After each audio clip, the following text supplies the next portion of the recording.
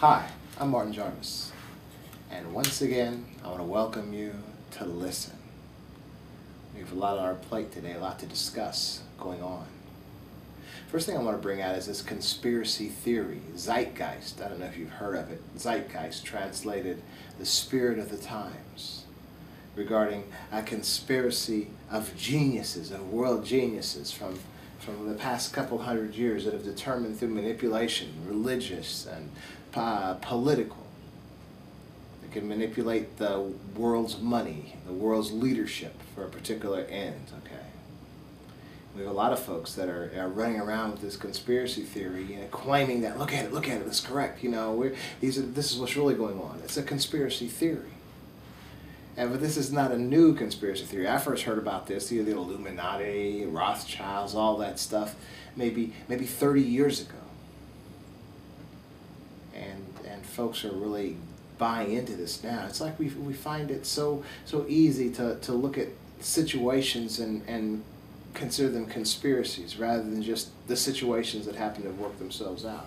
Now, I don't know. Again, these are theories. I mean, who really knows?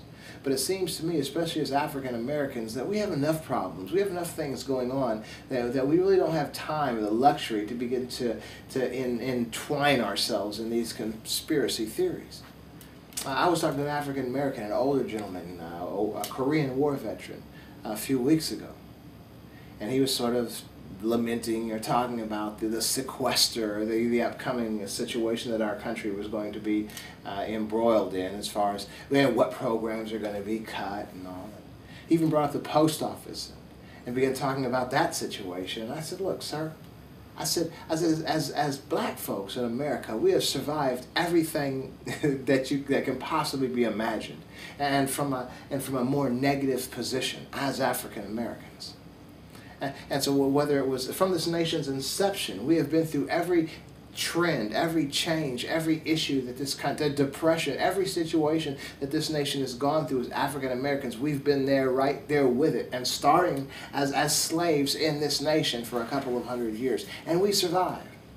So as I was telling them, we can't really allow ourselves to buy into these things, these fears, these ideas of negativity, because we've survived all that stuff that's been thrown at us over the years. And immediately he put his hand up, and I'm like, what's this old guy putting his hand up for?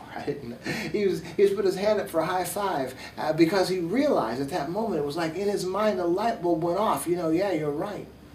And he even began talking about the segregated military that he was once a part of so many years ago and how they survived that. So as African Americans, let's not get caught up in these ideas and thoughts and conspiracies and things that other people have the luxury to even think about.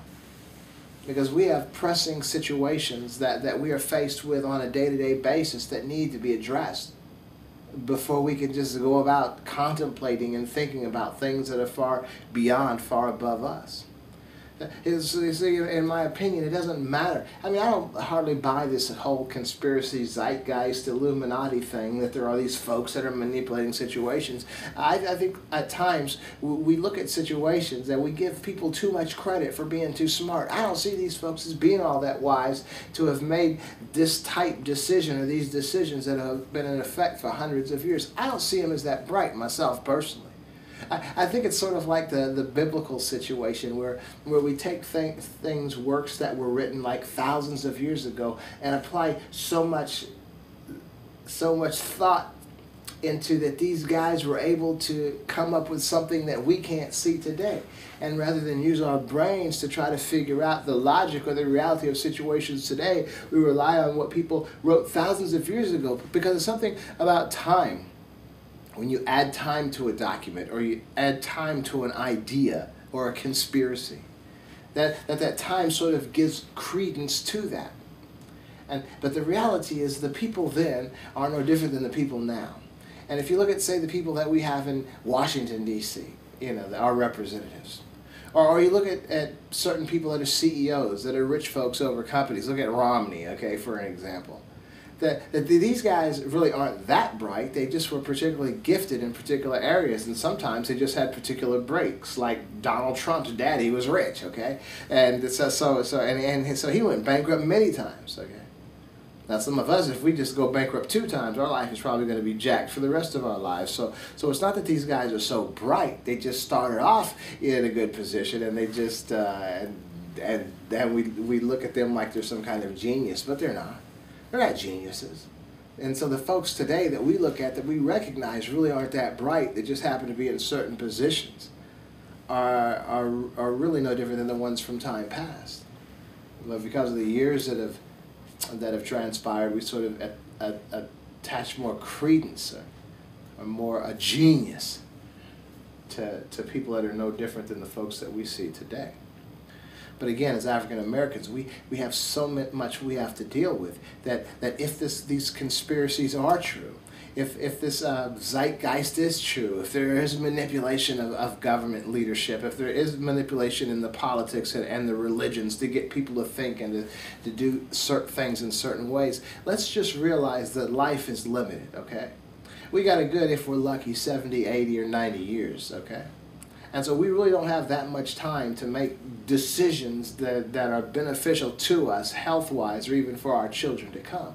So whatever conspiracies are going on that have been going on for the past couple hundred years, supposedly, they're not really affecting us on this level. We are in survival mode, trying to make the best of the situation that we're in, trying to get the education we need, trying to get the jobs we need, make the money we need, trying to get over the issues that we have, the bad habits that we have, the cholesterol-causing, knee joint aching, heart attack creating, high blood pressure making situations of our lives, our habits, and things that we are about, that we have direct control over, okay?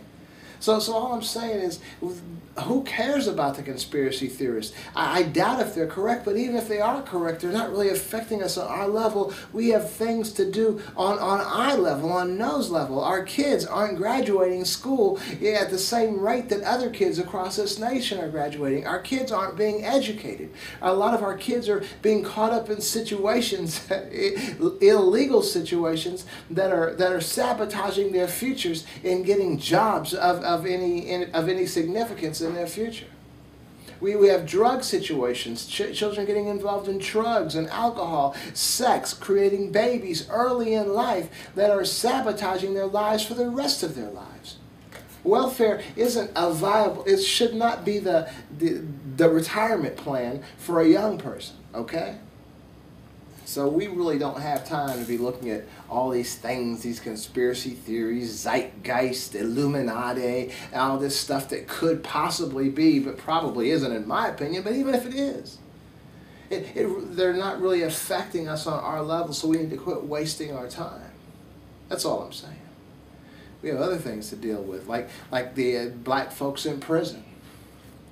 Now, one thing that really begins to bug me are the complaints of black folks about the amount of black folks that are incarcerated, as if this is some kind of conspiracy.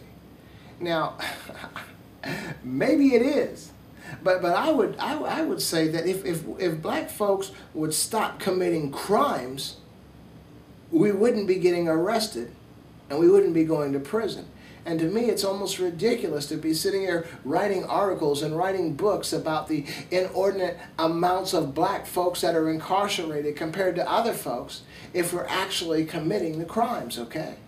I mean, that's all I'm saying. To me, it's another form of welfare. It's another form of begging. Crying for somebody to help us because we're not smart enough to make the correct decisions on our own. Now, I understand we've been through some stuff, but there comes a time that we need to pick ourselves up by our own bootstraps. Now, some of y'all know, I've been an Obama man for the past 2 elections. You know that. Now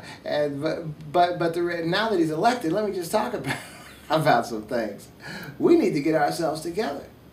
I mean, the whole idea of healthy folks on welfare is pathetic and ridiculous, and it's embarrassing. I don't mean embarrassing because I'm worried about what white people will think about us or something like that. I'm just saying is we are better than that. I mean, come on, look historically at what we've done. We've built that. I mean, historically, we've the mathematics. We've invented the mathematics, the philosophies, all the geometries, the astronomies, all the stuff that black folks have been a part of throughout history. That's our history. That's our heritage. What are we doing now? Just sitting around asking to be taken care of and crying and begging for more help, for more handouts. That shouldn't be that way. We have a rich history that even that modern day white folks aren't aware of, and that modern day black folks aren't aware of, because our accomplishments have been lost in history. Now listen. We look at the. You know, we've been told by many black folks, educated black folks, and we understand over the years, as I just mentioned, the contributions of black people throughout history. Now we want to kind of get a little bit of pride, talk about George Washington Carver and the peanut, and talk about how the black man invented the traffic light and all these things, you know, that we were a part of inventing it all. But the reality is, go deeper than that. The basic mathematics for all of our insight and understanding, engineering, when you look at the pyramids and you look at these large things that people are still scratching their heads trying to figure out how they were built so many thousand years ago, we have been very an insightful people from the beginning. And I think we need to realize that now. We still have that blood in us. We look at a people, take African American people in this nation. Came here as slaves for a couple of hundred years, emancipated in the 1860s, freed, still suffering through tremendous persecution, murders, lynchings, terrible treatment, Jim Crow, even having to fight for the right to vote in the 60s. I mean, and, all kinds of the integrated schools in 1958, 1960. We've had a rough way to go. And even unfair hiring practices, unfair this, unfair that. Affirmative action had to be instituted because people just weren't going to do right. The Voting Rights Act, because people just weren't going to do right. All these things that were necessary because of the situation that African Americans found themselves in. But still, despite all of that, look at the accomplishments that we have had in this nation. Of course, in sports. And of course in entertainment. We're the top of the league in these areas. And then we go into the military, and we see the top echelons of the military, African Americans. As I mentioned on quite a few occasions, my little sister in November, this past November, became a Chief Master Sergeant in the Air Force, which is the highest enlisted rank in the Air Force. There's only about 300. There's only about 3,000 of them, I believe, in the entire military. And as far as women, there's a lot less than that. And as far as black women, come on now. So there are opportunities before us that we have taken advantage of. In the political realm, with the Condoleezza Rice, Colin Powell, the Clarence Thomases and all. And then, lo and behold, today we have an African-American president, President Barack Obama. So given in a very short amount of time, we recognize the nature of African Americans is to excel and to take over whatever area we focus on. We have that ability. We have historical proof, and we have modern day proof even in this nation, where the sons and daughters and offspring of slaves are now running things in every area that you could think of. And the point I'm making is, still, even given that, there are so many of us failing. There's so many of us struggling. I'll tell you a side note. Just the other night before last, at my daughter's school. My daughter attends a predominantly white school where there's probably like 98 or 99.9 whatever percent Caucasian.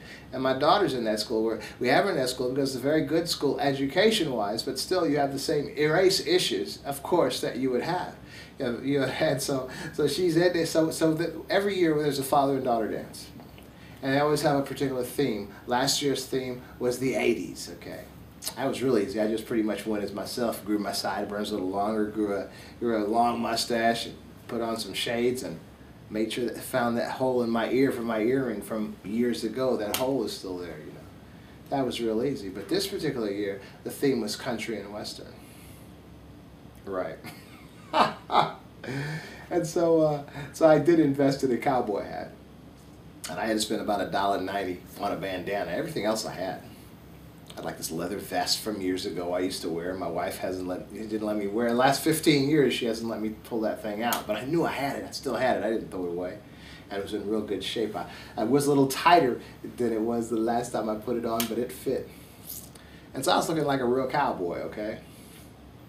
And my daughters, we had her all dressed up, looking all cute and everything. So we're at this dance, and this gentleman walks up to me and says, "You feel a little bit out of your element here, don't you?"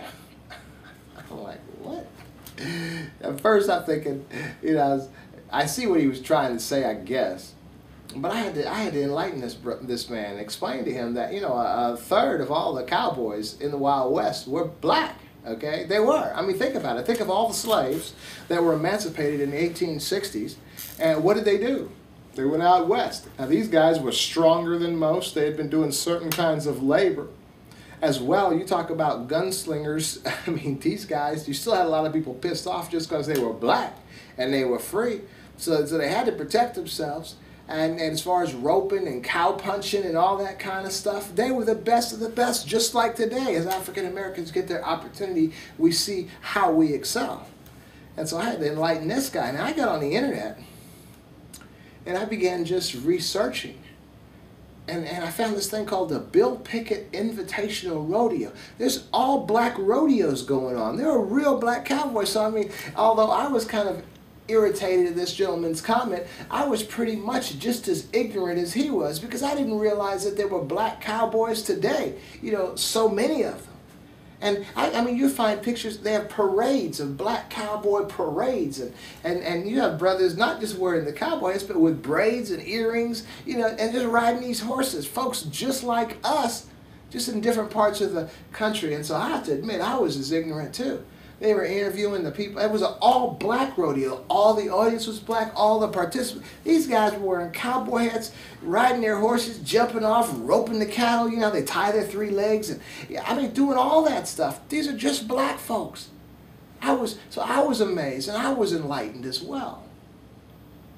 So there was this one cowboy that they're interviewing, a brother, and he was like, I mean, they spoke country, western, language, I mean, sounding dialect as well.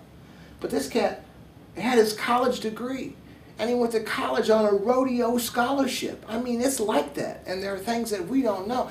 So I was at this dance now, and I was like picking up some vibes from many of these cowboys.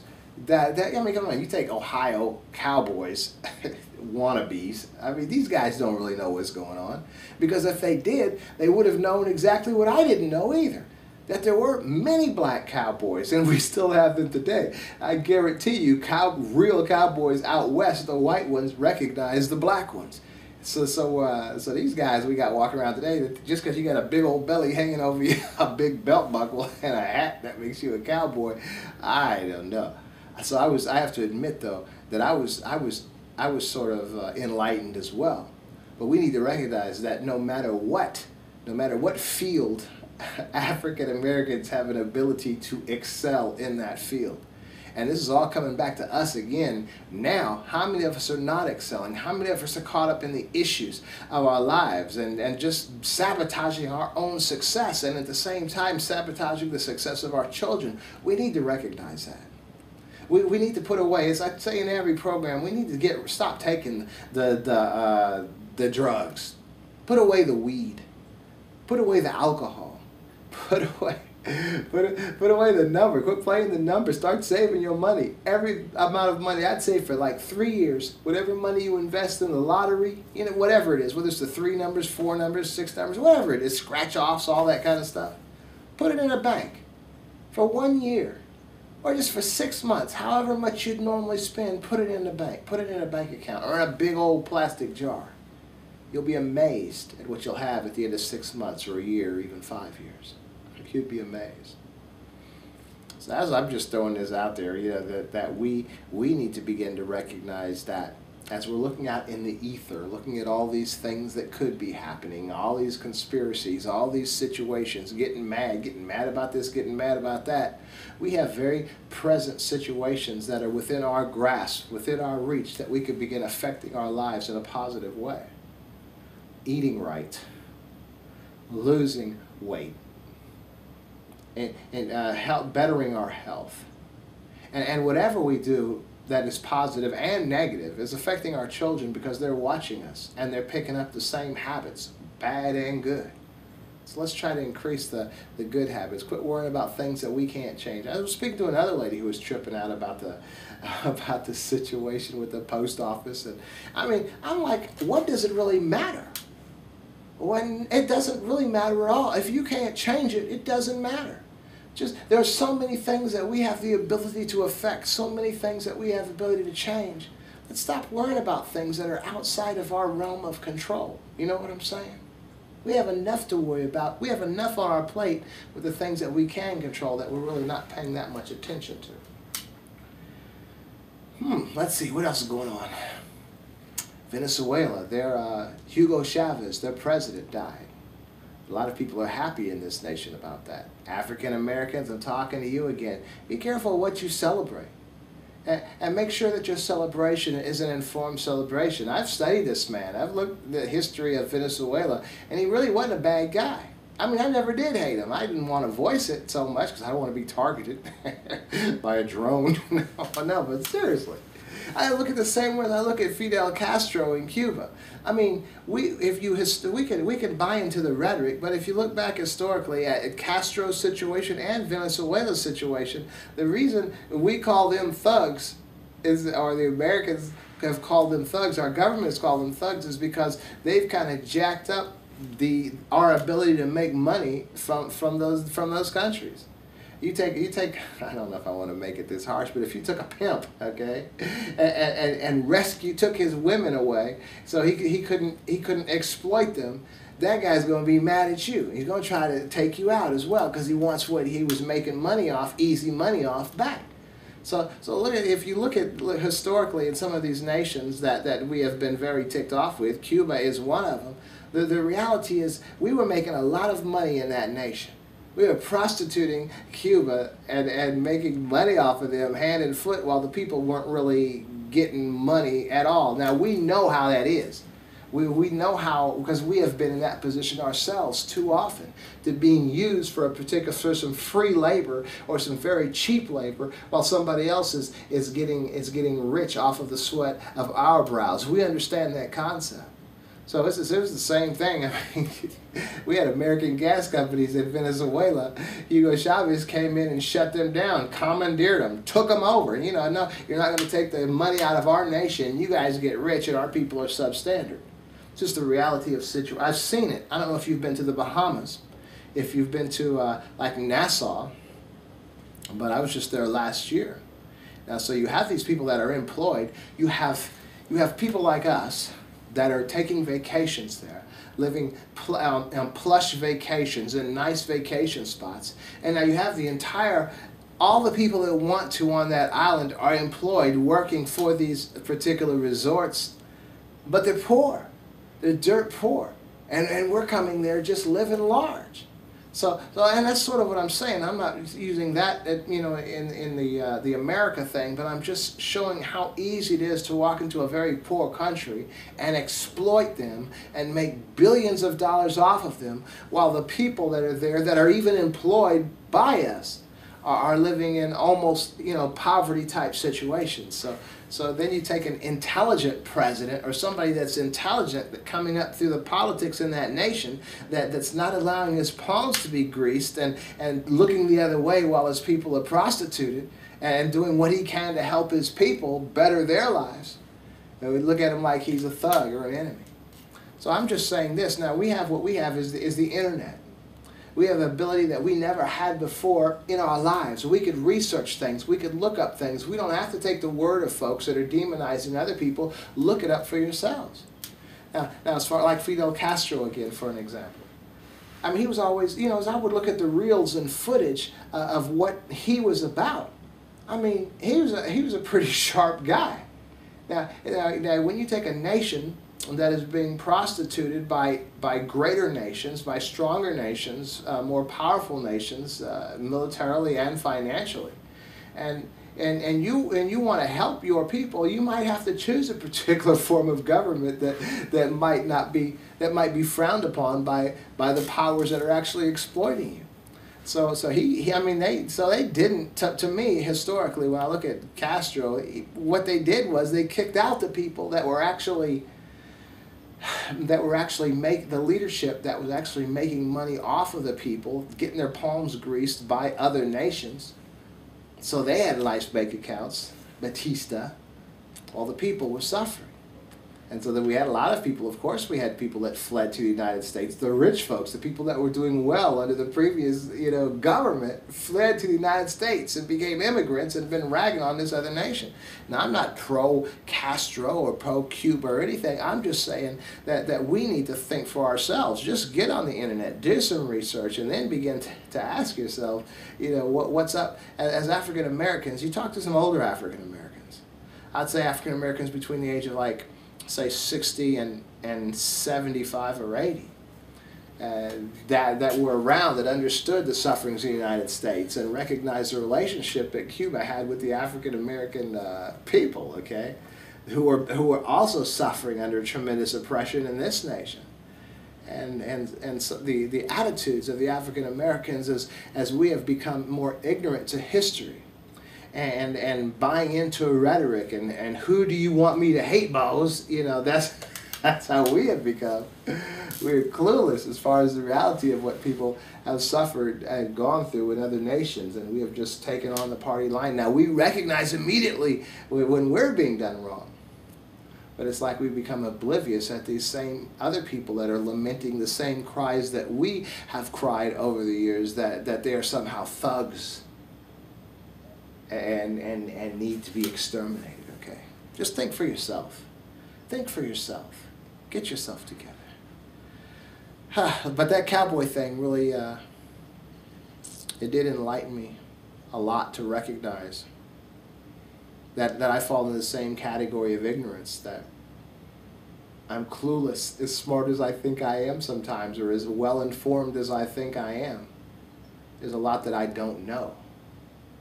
And then cowboy, man, I was kind of enjoying it. I really enjoyed that whole cowboy thing. And even the next day I wore that hat around a little while.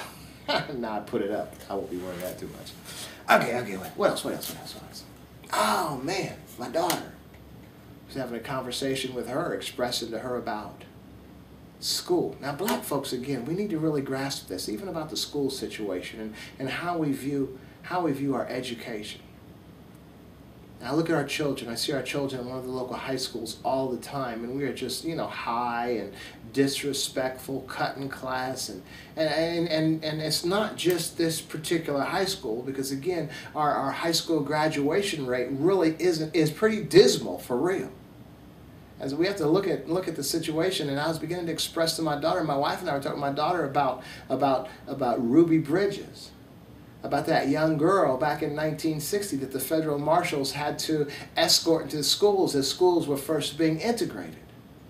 And how they were cursing at this little girl, and they were threatening this little girl. She was like 6 years old, going to the first grade. They were ragging on her, but she did it. She stood up. She walked through into that school. Now the parents had taken her out. The other parents had taken their little white kids out of that class. They weren't going to allow their kids to school with this young girl. So this girl just had one teacher in one classroom, and she was the only student. But that school was integrated. I didn't know that she didn't have any other classmates. But she was there. That girl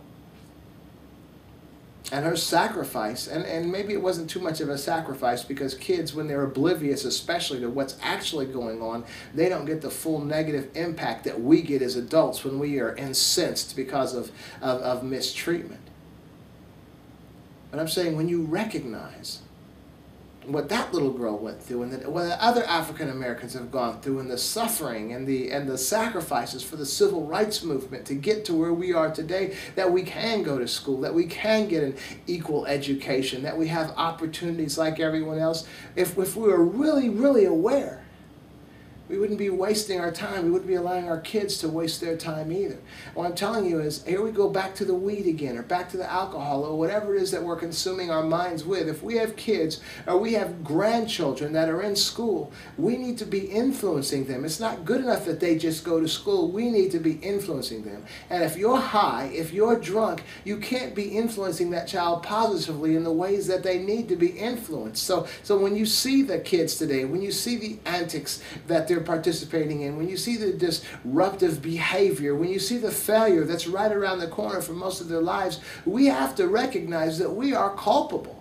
If they see us partying, if they see us getting high, if they see us getting drunk, even if we're doing it on our free time, they're in an impressionable age right now. They're not seeing that as simply our free time. They're seeing that we're validating this type behavior, and they're starting this type behavior earlier, sometimes a lot earlier than we did.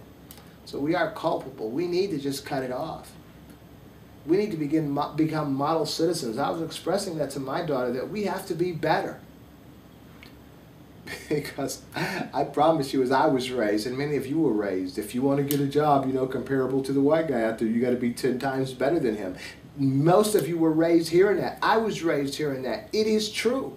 You have to be better. You can mess up in the same way and be held more drastically accountable. And that is the lament when we're talking about the incarceration of African Americans, that there are more blacks in prison than whites for the same type crimes. That might very well be true, but if we weren't committing the crimes, we wouldn't be there. We have to be better. We have to walk stronger. We have to walk taller. We have to be better than our counterparts. And if we're not doing wrong, we're not going to prison. Prove ourselves. How sharp we are, the heritage we have, and the lineage we came from. Yeah, we were ganked, and we have a tremendous, terrible history in this nation from our beginnings here. But we have the opportunity to change things, and we see it every day in the lives of certain African Americans that have excelled. They got 2 arms, 2 legs, and a head, no difference than most of us are. We can too. We've proven it historically. We can too. Let's just do it. Let's wake up. It's never too late. Just decide right now, I'm going to stop drinking. I'm going to stop eating the wrong type foods. I'm going to get my health back. I'm going to be an example before my kids. I may have jacked myself up so much health-wise that I'll never be what I could have been. But I can be an example to my children so they can be what I cannot be, for real. They will not make the same mistakes that I made. They'll have a better situation in life than I had. Because now I'm changing. Not enough to change my future the way it could, because I've made too many mistakes, but enough so that if my child looks at me, my child will not have to walk that same path of mistakes that I made in ignorance. How's that? Well, I guess I've bent your ear long enough. I do want to thank you once again for joining me and listening. And I want to invite you to listen again. You take care. Bye.